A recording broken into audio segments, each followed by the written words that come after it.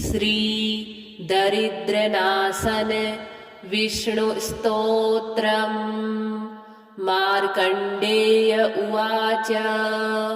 नरं नृसिंहं नरनाथमच्युतं प्रलम्बबाहुं कमलायतेक्षणं क्षितीश्वरैरर्चितपादपङ्कजं नमामि विष्णुं पुरुषं पुरातनं जगत्पतिं क्षीरसमुद्रमन्दिरम् तं सारङ्गपाणिं मुनिवृन्दवन्दितं श्रियः पतिं श्रीधर्मीशमीश्वरं नमामि गोविन्दमनन्तवर्चसम् अजं वरेण्यं जनदुःखनाशनं गुरुं पुराणं पुरुषोत्तमं प्रभुं सहस्रसूर्यद्युतिमनन्तमच्युतं नमामि भक्त्या हरिमाद्यमाधवम्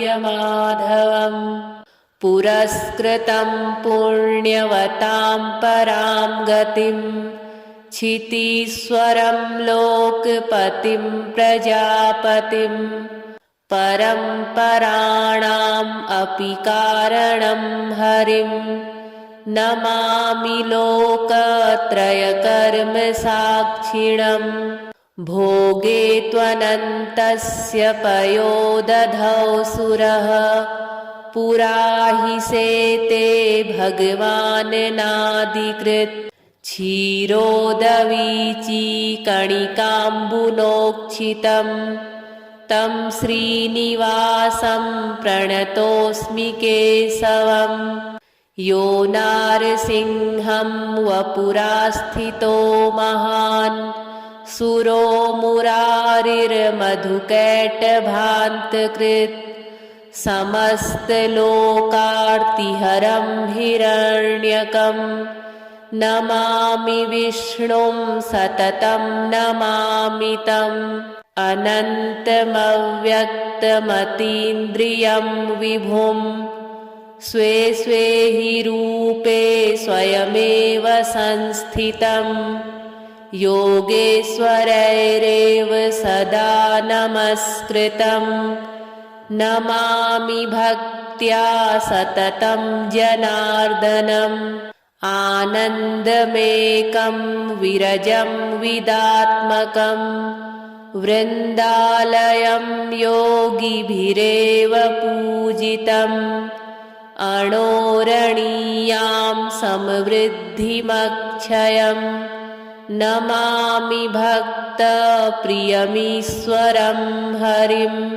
नरं नृसिंहं नरनाथमच्युतं प्रलम्बबाहुं कमलायतेक्षणं क्षितीश्वरैरर्चितपादपङ्कजं नमामि विष्णुं पुरुषं पुरातनं जगत्पतिं क्षीरसमुद्रमन्दिरं तं सारङ्गपाणिं मुनिवृन्दवन्दितं श्रियः पतिं श्रीधर्मीशमीश्वरं नमामि गोविन्दमनन्तवर्चसम् अजं वरेण्यं जनदुःखनाशनं गुरुं पुराणं पुरुषोत्तमं प्रभुं सहस्रसूर्यद्युतिमनन्तमच्युतं नमामि भक्त्या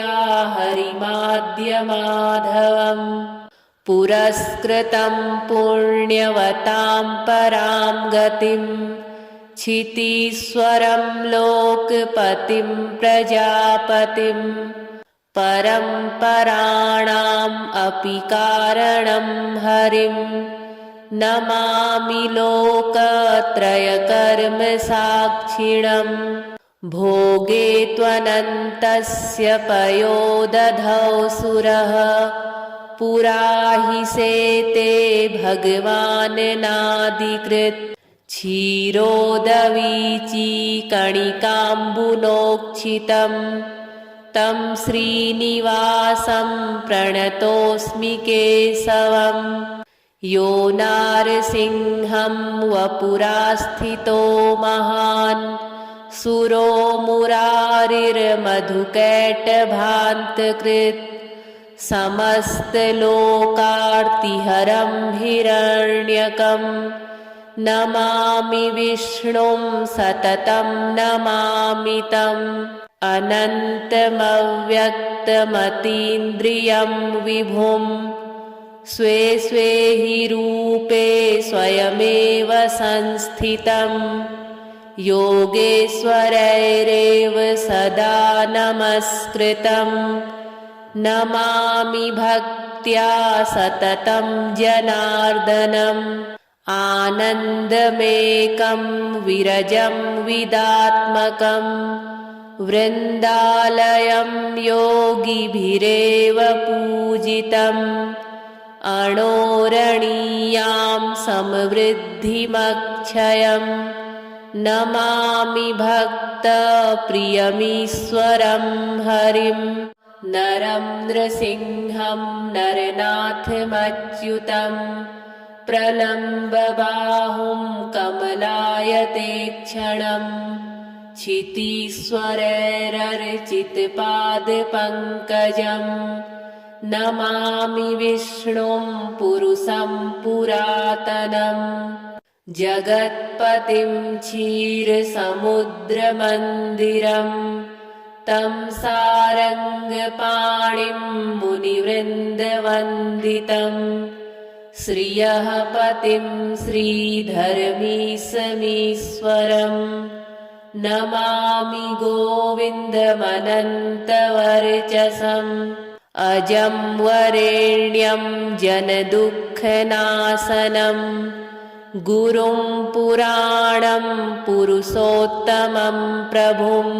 सहस्रसूर्यद्युतिमनन्तमच्युतं नमामि भक्त्या हरिमाद्यमाधवम् पुरस्कृतं पुण्यवतां परां गतिं क्षितीश्वरं लोकपतिं प्रजापतिं परम्पराणाम् अपि कारणं हरिं नमामि लोकत्रयकर्मसाक्षिणं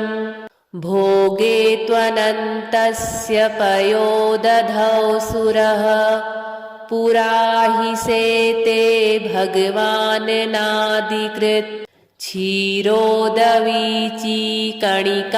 क्षीरोदवीचिकणिकाम्बुनोक्षितं तं श्रीनिवासं प्रणतोऽस्मि केशवम् यो नारसिंहं वपुरास्थितो महान् सुरो मुरारिर्मधुकैटभान्तकृत् समस्तलोकार्तिहरं हिरण्यकं नमामि विष्णुं सततं नमामि तम् अनन्तमव्यक्तमतीन्द्रियं विभुं स्वे स्वे हि रूपे स्वयमेव संस्थितं योगेश्वरैरेव सदा नमस्कृतं नमामि भक्त्या सततं जनार्दनम् आनन्दमेकं विरजं विदात्मकं वृन्दालयं योगिभिरेव पूजितम् अणोरणीयां समृद्धिमक्षयं नमामि भक्तप्रियमीश्वरं हरिं नरं नृसिंहं नरनाथमच्युतं प्रलम्बबाहुं कमलायतेक्षणं क्षितीश्वरैरर्चितपादपङ्कजं नमामि विष्णुं पुरुषं पुरातनं जगत्पतिं क्षीरसमुद्रमन्दिरं तं सारङ्गपाणिं मुनिवृन्दवन्दितं श्रियः पतिं श्रीधर्मीशमीश्वरं नमामि गोविन्दमनन्तवर्चसम् अजं वरेण्यं जनदुःखनाशनं गुरुं पुराणं पुरुषोत्तमं प्रभुं सहस्रसूर्यद्युतिमनन्तमच्युतं नमामि भक्त्या हरिमाद्यमाधवम् पुरस्कृतं पुण्यवतां परां गतिं क्षितीश्वरं लोकपतिं प्रजापतिं परम्पराणाम् अपि कारणं हरिं नमामि लोकत्रयकर्मसाक्षिणम् भोगे त्वनन्तस्य पयोदधौ सुरः पुरा हि सेते भगवान् नादिकृत् क्षीरोदवीचीकणिकाम्बुनोक्षितं तं श्रीनिवासं प्रणतोऽस्मि केशवं यो नारसिंहं वपुरास्थितो महान् सुरो मुरारिर्मधुकैटभान्तकृत् समस्तलोकार्तिहरं हिरण्यकं नमामि विष्णुं सततं नमामि तम् अनन्तमव्यक्तमतीन्द्रियं विभुं स्वे स्वे हि रूपे स्वयमेव संस्थितं योगेश्वरैरेव सदा नमस्कृतं नमामि भक्त्या सततं जनार्दनम् आनन्दमेकं विरजं विदात्मकं वृन्दालयं योगिभिरेव पूजितम् अणोरणीयां समृद्धिमक्षयं नमामि भक्तप्रियमीश्वरं हरिं नरं नृसिंहं नरनाथमच्युतं प्रलम्बबाहुं कमलायतेक्षणम् क्षितीश्वरैरर्चितपादपङ्कजं नमामि विष्णुं पुरुषं पुरातनं जगत्पतिं क्षीरसमुद्रमन्दिरं तं सारङ्गपाणिं मुनिवृन्दवन्दितं श्रियः पतिं श्रीधर्मीशमीश्वरं नमामि गोविन्दमनन्तवर्चसम् अजं वरेण्यं जनदुःखनाशनं गुरुं पुराणं पुरुषोत्तमं प्रभुं सहस्रसूर्यद्युतिमनन्तमच्युतं नमामि भक्त्या हरिमाद्यमाधवम् पुरस्कृतं पुण्यवतां परां गतिं क्षितीश्वरं लोकपतिं प्रजापतिं परम्पराणाम् अपि कारणं हरिं नमामि लोकत्रयकर्मसाक्षिणम् भोगे त्वनन्तस्य पयोदधौ सुरः पुरा हि सेते भगवान् नादिकृत् क्षीरोदवीचीकणिकाम्बुनोक्षितं तं श्रीनिवासं प्रणतोऽस्मि केशवं यो नारसिंहं वपुरास्थितो महान् सुरो मुरारिर्मधुकैटभान्तकृत् समस्तलोकार्तिहरं हिरण्यकं नमामि विष्णुं सततं नमामि तम् अनन्तमव्यक्तमतीन्द्रियं विभुं स्वे स्वे हि रूपे स्वयमेव संस्थितं योगेश्वरैरेव सदा नमस्कृतं नमामि भक्त्या सततं जनार्दनम् आनन्दमेकं विरजं विदात्मकं वृन्दालयं योगिभिरेव पूजितम् अणोरणीयां समृद्धिमक्षयं नमामि भक्तप्रियमीश्वरं हरिं नरं नृसिंहं नरनाथमच्युतं प्रलम्बबाहुं कमलायतेक्षणं क्षितीश्वरैरर्चितपादपङ्कजं नमामि विष्णुं पुरुषं पुरातनं जगत्पतिं क्षीरसमुद्रमन्दिरं तं सारङ्गपाणिं मुनिवृन्दवन्दितं श्रियः पतिं श्रीधर्मीशमीश्वरं नमामि गोविन्दमनन्तवर्चसम् अजं वरेण्यं जनदुःखनाशनं गुरुं पुराणं पुरुषोत्तमं प्रभुं सहस्रसूर्यद्युतिमनन्तमच्युतं नमामि भक्त्या हरिमाद्यमाधवम् पुरस्कृतं पुण्यवतां परां गतिं क्षितीश्वरं लोकपतिं प्रजापतिं परं पराणाम् अपि कारणं हरिं नमामि लोकत्रयकर्मसाक्षिणं भोगे त्वनन्तस्य पयोदधौ सुरः पुरा हि सेते भगवान् नादिकृत् क्षीरोदवीचीकणिकाम्बुनोक्षितं तं श्रीनिवासं प्रणतोऽस्मि केशवं यो नारसिंहं वपुरास्थितो महान् सुरो मुरारिर्मधुकैटभान्तकृत् समस्तलोकार्तिहरं हिरण्यकं नमामि विष्णुं सततं नमामि तम्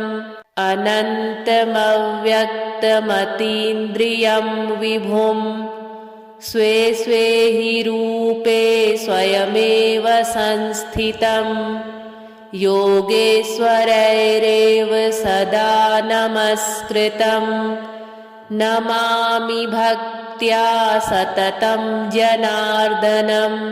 आनन्दमेकं विरजं विदात्मकं वृन्दालयं योगिभिरेव पूजितम् अणोरणीयां समृद्धिमक्षयं नमामि भक्तप्रियमीश्वरं हरिं नरं नृसिंहं नरनाथमच्युतं प्रलम्बबाहुं कमलायतेक्षणं क्षितीश्वरैरर्चितपादपङ्कजं नमामि विष्णुं पुरुषं पुरातनं जगत्पतिं क्षीरसमुद्रमन्दिरं तं सारङ्गपाणिं मुनिवृन्दवन्दितं श्रियः पतिं श्रीधर्मीशमीश्वरं नमामि गोविन्दमनन्तवर्चसम् अजं वरेण्यं जनदुःखनाशनं गुरुं पुराणं पुरुषोत्तमं प्रभुं सहस्रसूर्यद्युतिमनन्तमच्युतं नमामि भक्त्या हरिमाद्यमाधवं पुरस्कृतं पुण्यवतां परां गतिं क्षितीश्वरं लोकपतिं प्रजापतिं परम्पराणाम् अपि कारणं हरिं नमामि लोकत्रयकर्मसाक्षिणं भोगे त्वनन्तस्य पयोदधौ सुरः पुरा हि सेते भगवान् नादिकृत् क्षीरोदवीचीकणिकाम्बुनोक्षितं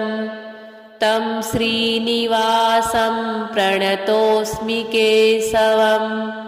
यो नारसिंहं वपुरास्थितो महान् सुरो मुरारिर्मधुकैटभान्तकृत् समस्तलोकार्तिहरं हिरण्यकं नमामि विष्णुं सततं नमामि तम् अनन्तमव्यक्तमतीन्द्रियं विभुं स्वे स्वे हि रूपे स्वयमेव संस्थितं योगेश्वरैरेव सदा नमस्कृतं नमामि भक्त्या सततं जनार्दनम् आनन्दमेकं विरजं विदात्मकं वृन्दालयं योगिभिरेव पूजितम् अणोरणीयां समृद्धिमक्षयं नमामि भक्तप्रियमीश्वरं हरिं नरं नृसिंहं नरनाथमच्युतं प्रलम्बबाहुं कमलायतेक्षणं क्षितीश्वरैरर्चितपादपङ्कजं नमामि विष्णुं पुरुषं पुरातनम् जगत्पतिं क्षीरसमुद्रमन्दिरं तं सारङ्गपाणिं मुनिवृन्दवन्दितं श्रियः पतिं श्रीधर्मीशमीश्वरं नमामि गोविन्दमनन्तवर्चसम् अजं वरेण्यं जनदुःखनाशनं गुरुं पुराणं पुरुषोत्तमं प्रभुं सहस्रसूर्यद्युतिमनन्तमच्युतं नमामि भक्त्या हरिमाद्यमाधवं पुरस्कृतं पुण्यवतां परां गतिं क्षितीश्वरं लोकपतिं प्रजापतिं परम्पराणाम् अपि कारणं हरिं नमामि लोकत्रयकर्मसाक्षिणं भोगे त्वनन्तस्य पयोदधौ सुरः पुरा हि सेते भगवान् नादिकृत् क्षीरोदवीचीकणिकाम्बुनोक्षितं तं श्रीनिवासं प्रणतोऽस्मि केशवं यो नारसिंहं वपुरास्थितो महान् सुरो मुरारिर्मधुकैटभान्तकृत् समस्तलोकार्तिहरं हिरण्यकं नमामि विष्णुं सततं नमामि तम् अनन्तमव्यक्तमतीन्द्रियं विभुं स्वे स्वे हि रूपे स्वयमेव संस्थितं योगेश्वरैरेव सदा नमस्कृतं नमामि भक्त्या सततं जनार्दनम् आनन्दमेकं विरजं विदात्मकं वृन्दालयं योगिभिरेव पूजितम् अणोरणीयां समृद्धिमक्षयम् नमामि भक्तप्रियमीश्वरं हरिं नरं नृसिंहं नरनाथमच्युतं प्रलम्बबाहुं कमलायतेक्षणम् क्षितीश्वरैरर्चितपादपङ्कजम् नमामि विष्णुं पुरुषं पुरातनम् जगत्पतिं क्षीरसमुद्रमन्दिरं तं सारङ्गपाणिं मुनिवृन्दवन्दितं श्रियः पतिं श्रीधर्मीशमीश्वरं नमामि गोविन्दमनन्तवर्चसम् अजं वरेण्यं जनदुःखनाशनं गुरुं पुराणं पुरुषोत्तमं प्रभुं सहस्रसूर्यद्युतिमनन्तमच्युतं नमामि भक्त्या हरिमाद्यमाधवम् पुरस्कृतं पुण्यवतां परां गतिं क्षितीश्वरं लोकपतिं प्रजापतिं परम्पराणाम् अपि कारणं हरिं नमामि लोकत्रयकर्मसाक्षिणम् भोगे त्वनन्तस्य पयोदधौ सुरः पुरा हि सेते भगवान् नादिकृत् क्षीरोदवीचीकणिकाम्बुनोक्षितं तं श्रीनिवासं प्रणतोऽस्मि केशवम् यो नारसिंहं वपुरास्थितो महान् सुरो मुरारिर्मधुकैटभान्तकृत् समस्तलोकार्तिहरं हिरण्यकं नमामि विष्णुं सततं नमामि तम् अनन्तमव्यक्तमतीन्द्रियं विभुं स्वे स्वे हि रूपे स्वयमेव संस्थितं योगेश्वरैरेव सदा नमस्कृतं नमामि भक्त्या सततं जनार्दनम् आनन्दमेकं विरजं विदात्मकं वृन्दालयं योगिभिरेव पूजितम् अणोरणीयां समृद्धिमक्षयम् नमामि भक्तप्रियमीश्वरं हरिं नरं नृसिंहं नरनाथमच्युतं प्रलम्बबाहुं कमलायतेक्षणम् क्षितीश्वरैरर्चितपादपङ्कजम् नमामि विष्णुं पुरुषं पुरातनम् जगत्पतिं क्षीरसमुद्रमन्दिरं तं सारङ्गपाणिं मुनिवृन्दवन्दितं श्रियः पतिं श्रीधर्मीशमीश्वरं नमामि गोविन्दमनन्तवर्चसम् अजं वरेण्यं जनदुःखनाशनं गुरुं पुराणं पुरुषोत्तमं प्रभुं सहस्रसूर्यद्युतिमनन्तमच्युतं नमामि भक्त्या हरिमाद्यमाधवम् पुरस्कृतं पुण्यवतां परां गतिं क्षितीश्वरं लोकपतिं प्रजापतिं परम्पराणाम्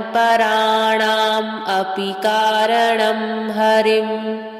नमामि लोकत्रयकर्मसाक्षिणम् भोगे त्वनन्तस्य पयोदधौ सुरः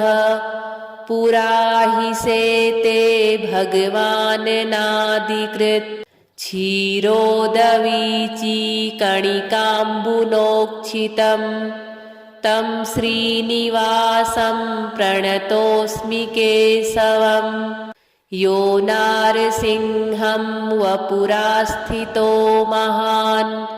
सुरो मुरारिर्मधुकैटभान्तकृत् समस्तलोकार्तिहरं हिरण्यकं नमामि विष्णुं सततं नमामि तम् अनन्तमव्यक्तमतीन्द्रियं विभुं स्वे स्वे हि रूपे स्वयमेव संस्थितं योगेश्वरैरेव सदा नमस्कृतं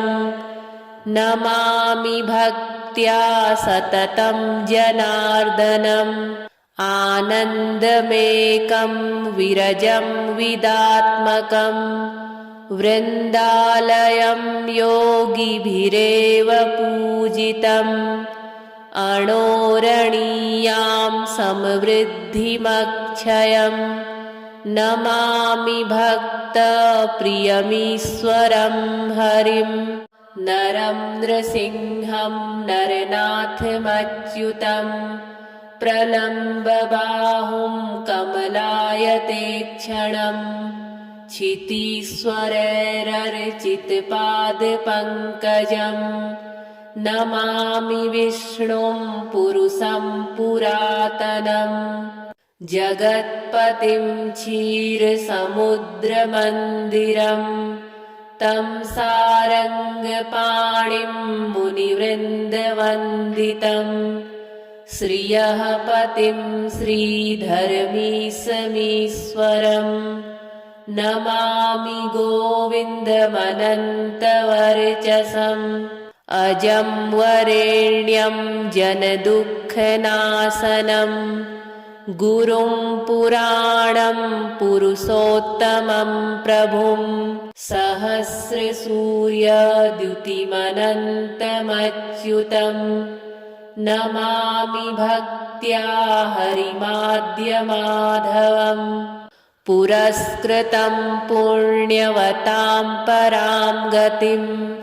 क्षितीश्वरं लोकपतिं प्रजापतिं परम्पराणाम् अपि कारणं हरिं